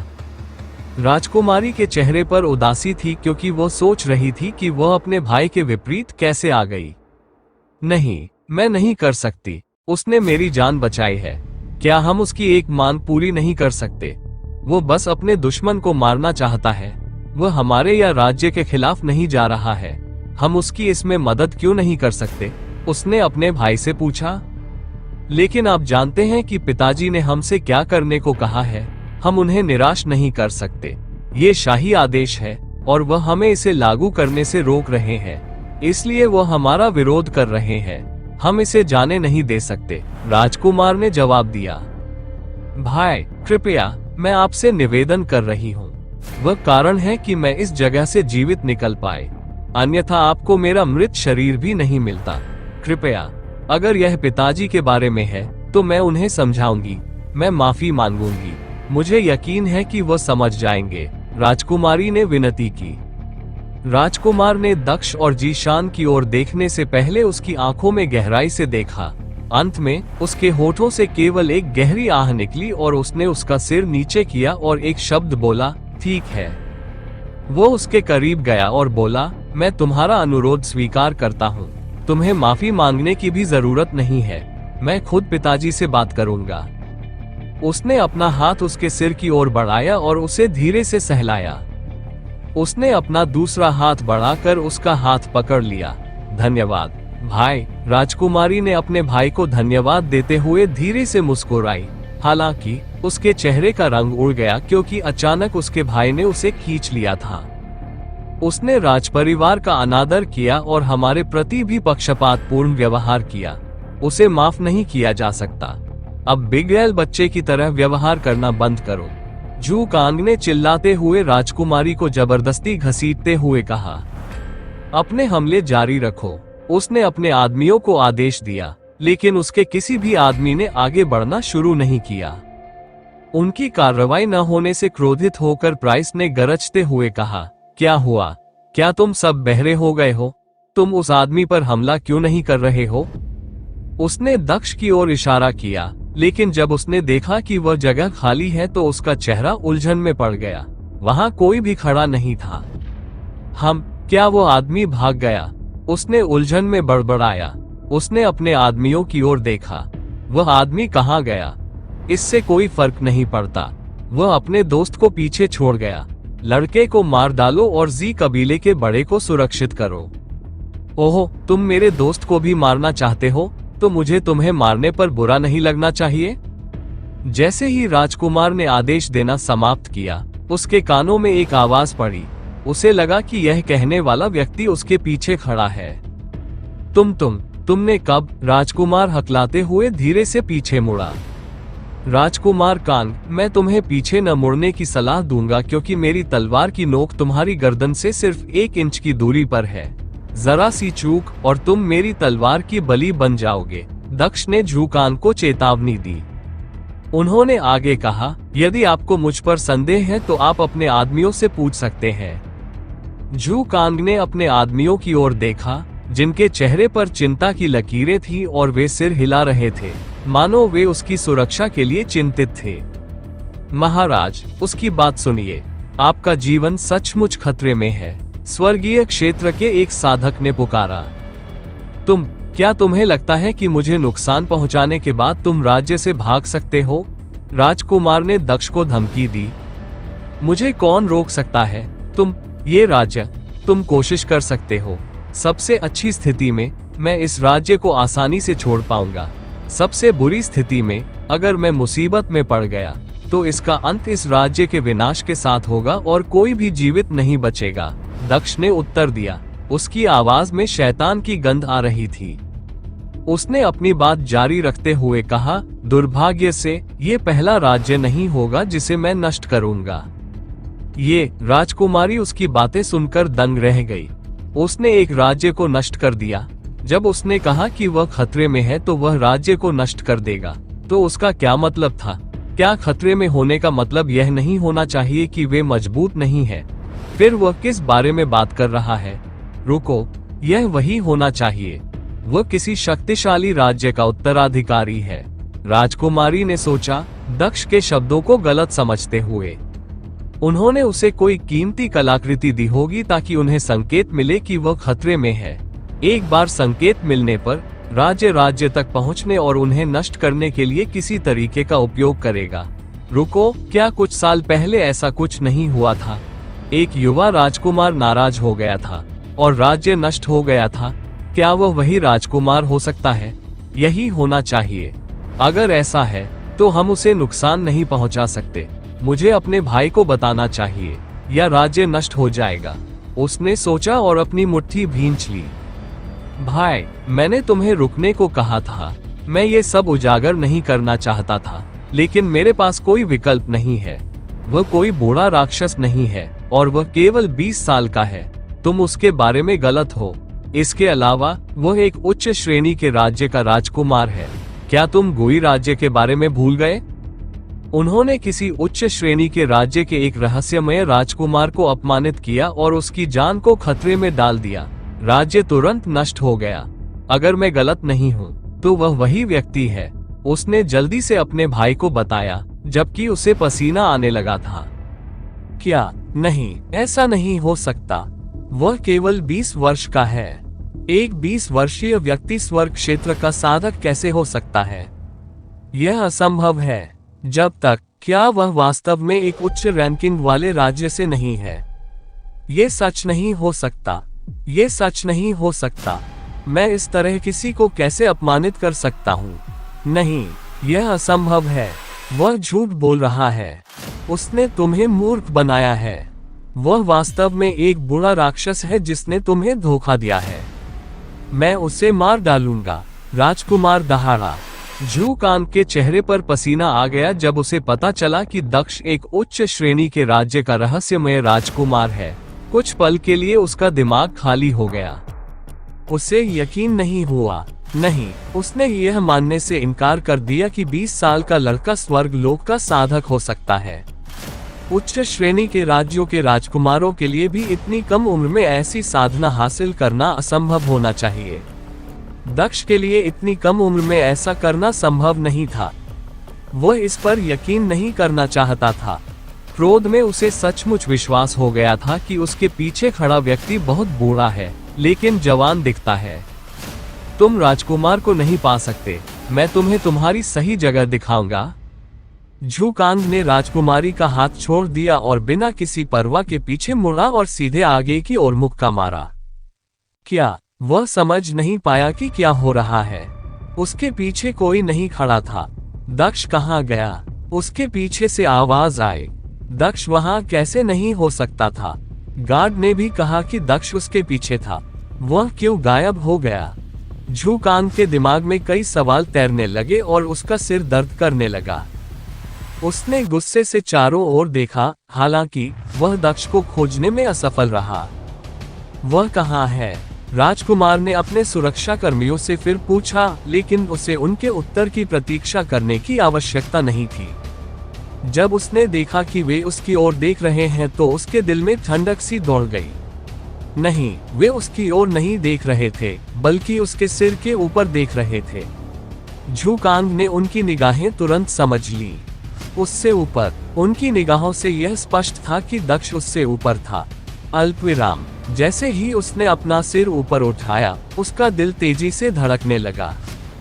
सबसे पहले उसकी नजर एक चमकीली रोशनी पर पड़ी जो सीधे उसकी ओर आ रही थी। इससे पहले कि वह अपने आसपास की सारी जानकारी को अपने दिमाग में समाहित करने में एक सेकंड भी लगा पाता, रोशनी की यह किरण उसके पास पहुंच गई। उसके मुंह से इतनी तीव्र पीड़ा भरी चीख निकली कि सुनने वाले हर किसी की रीढ़ में सिहरन दौड़ गई। धीरे धीरे एक हाथ जमीन पर गिर गया, जो शरीर के बाकी हिस्सों से अलग हो गया।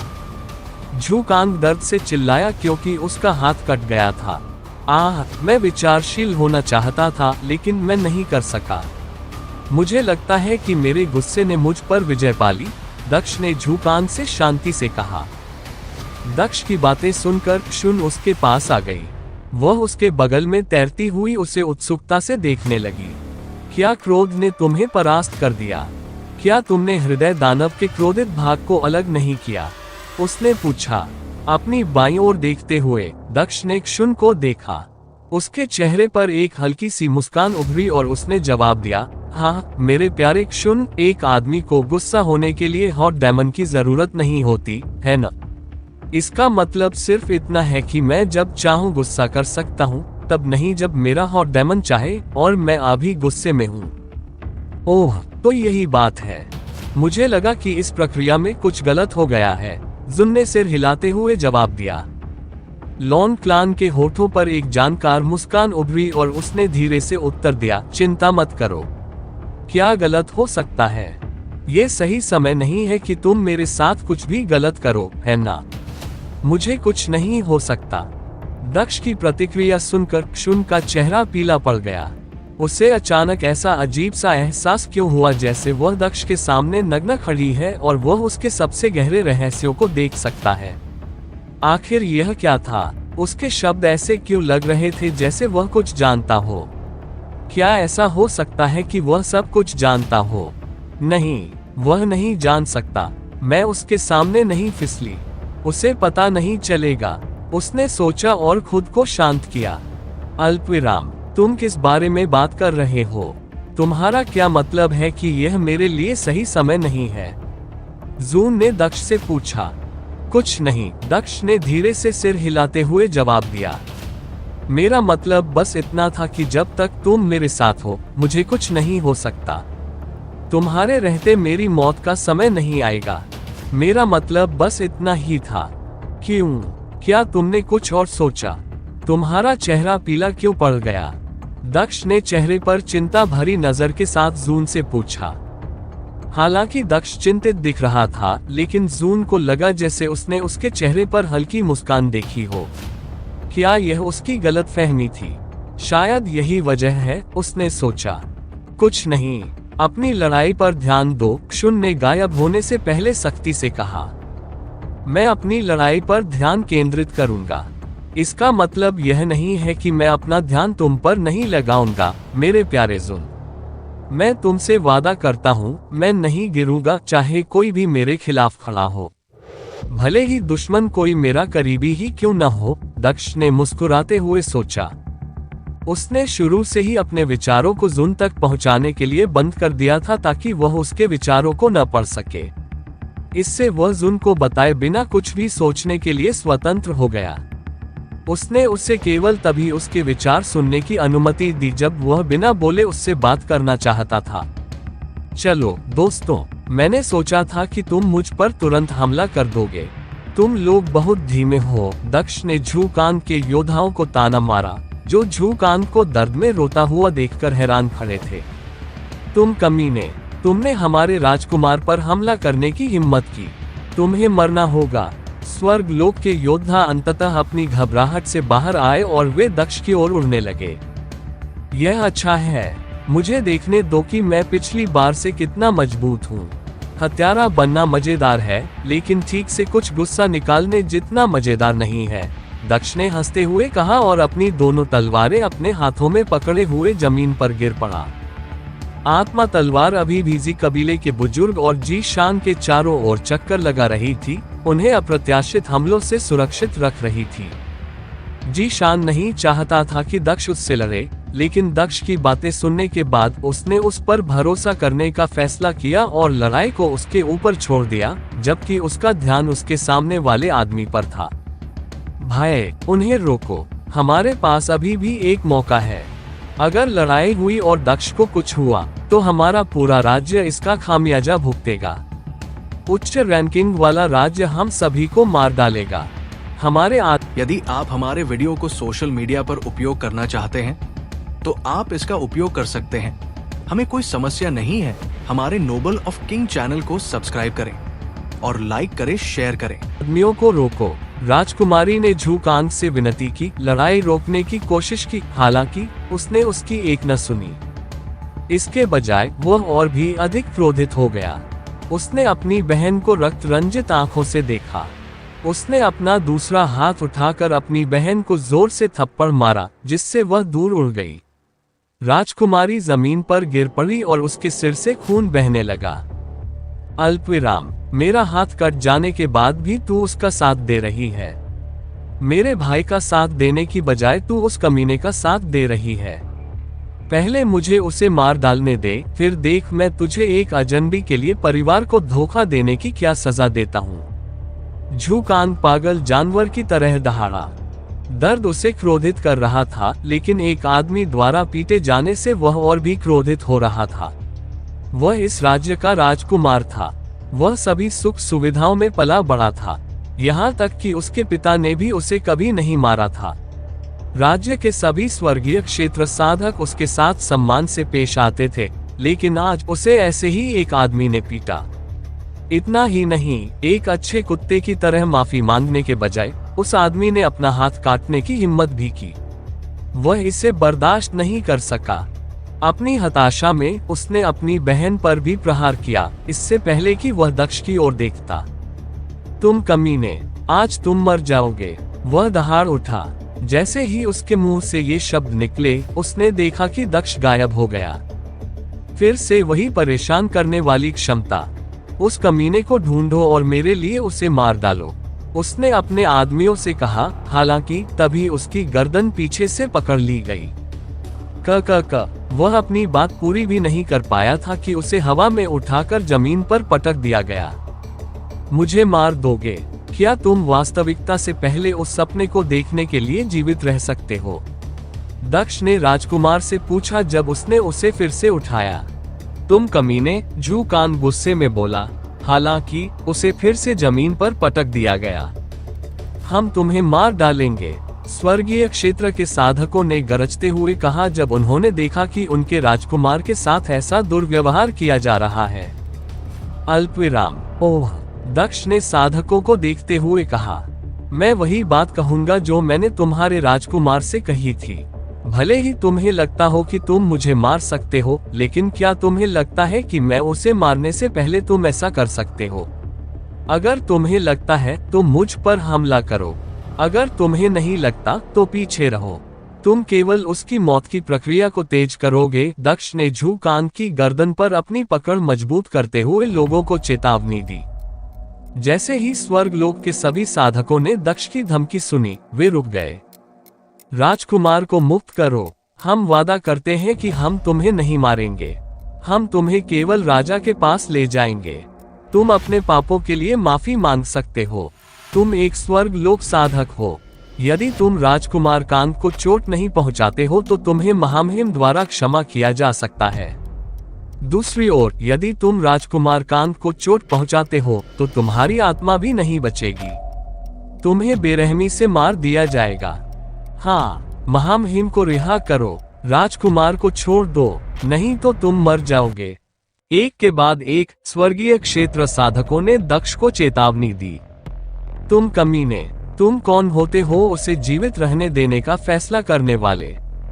उसे गिरफ्तार नहीं किया जाएगा, भले ही मैं मर जाऊं, मैं उसे अभी मरवाना चाहता हूं। राजकुमार ने दहाड़ते हुए कहा, मानो वह अपनी सारी तर्क शक्ति खो चुका हो। महाराज, क्यों न हम उसे आपके पैर चाटने के लिए कहें? यह उसके लिए सजा हो सकती है। जहां तक आपके हाथ की बात है, जब हम महल में वापस जाएंगे तो ये ठीक हो जाएगा। स्वर्ग क्षेत्र के योद्धा ने झू कान से कहा, उसे शांत करने की कोशिश करते हुए। कृपया पुनर्विचार करें, हम नहीं चाहते कि आपको कोई नुकसान पहुंचे। ठीक है, झू कांग ने सहमति जताई, हालांकि वह गुस्से में था।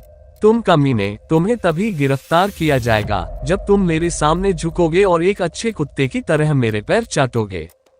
अगर तुम ऐसा नहीं करोगे तो तुम्हें मार दिया जाएगा। अब सिर्फ तुम ही नहीं, बल्कि तुम्हारा पूरा परिवार मारा जाएगा। राजकुमार द्वारा दक्ष के लिए रास्ता छोड़ने की बात सुनकर स्वर्गलोक के साधक मुस्कुराए। जब तक वे दक्ष को किसी मृत अंत तक नहीं धकेल देते, वे दक्ष से उसके जीवन के लिए कुछ भी करवा सकते थे। यही उनका विश्वास था। हाँ, ये तुम्हारे लिए एक अच्छा अवसर है। बूढ़े राक्षस, स्वर्ग ने तुम्हारे लिए जीने का रास्ता खोल दिया है। जल्दी करो, राजकुमार को छोड़ दो और उसके पैर चाटना शुरू करो और तुम जीवित रहोगे। अभी करो। हाँ, राजकुमार सही कह रहा है, ये तुम्हारा आखिरी मौका है। अगर तुम ऐसा नहीं करोगे तो तुम्हें मार दिया जाएगा। हम तुम्हारे पूरे परिवार को ढूंढ लेंगे और उन्हें भी मार देंगे। अल्पविराम। स्वर्गीय क्षेत्र के साधकों ने भी गर्व से दक्ष पर हुक्म चलाना शुरू कर दिया। दक्ष ने आसमान में योद्धाओं को देखा और उसके चेहरे पर एक मुस्कान उभर आई। उसने कहा, मैं तुम्हें जीवित रहने देने के बारे में दोबारा सोच रहा था। मेरे लिए निर्णय आसान बनाने के लिए धन्यवाद। उसने झू कान की गर्दन पकड़े हुए अपने हाथ को कसकर पकड़ लिया और उसे तुरंत कुचल दिया।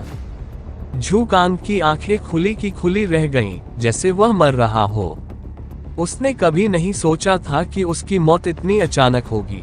एक पल वह सोच रहा था कि जब दक्ष को उसके पैर चाटने के बाद गिरफ्तार किया जाएगा तो वह उसे कैसे सजा देगा, और अगले ही पल वह मर चुका था। तारांकन तारांकन तारांकन तारांकन। मैदान शक्तिशाली योद्धाओं की युद्ध भावना से भरा हुआ था, क्योंकि दक्ष सभी स्वर्गीय क्षेत्र